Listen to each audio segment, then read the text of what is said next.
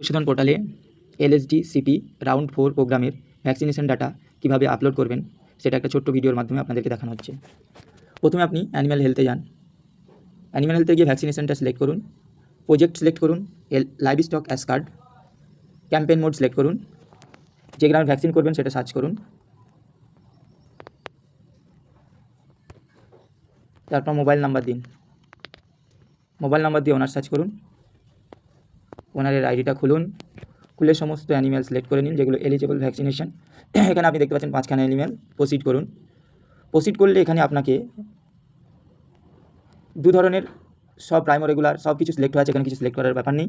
আপনি শুধু এখানে ডেটটা চেঞ্জ করবেন, ডেটটা চেঞ্জ করে নেবেন যে ডেটে করছেন। আমি ধরুন সাপোজ 12 তারিখের ডেটে ভ্যাকসিনেশন করেছি, তাহলে 12 তারিখটা সিলেক্ট করে নিলাম। এখন আজকে ডেটা আপলোড করছে, আজকের হবে। আপনাকে এখানে দু ধরনের ভেরিফিকেশন আছে, একটা ওটিপি ভেরিফিকেশন। জেনারেট ওটিপি করলে আপনার ওনারের মোবাইল নাম্বারে ওটিপি চলে যাবে, সেক্ষেত্রে ওই ওটিপিটা দিলে আপনি সাবমিট করতে পারবেন। জেনারেট করুন, ওটিপি চলে গেল, ওটিপি গেলে আপনি সাবমিট করতে পারবেন। নেক্সট আপনি থ্রু ইমেজ আপলোড, এক্ষেত্রে আপনার আগের মতো সিস্টেম নেই যে গ্যালারিতে গেলেন আর আপলোড হয়ে গেল। এখানে আপনাকে একটা ইমেজ আপলোড করতে হবে, সেটা আপনি গ্যালারি থেকে চুজ করতে পারবেন না, এরকমভাবে একটা ইমেজ আপনাকে নিতে হবে যেটা অটোমেটিক্যালি চলে আসবে।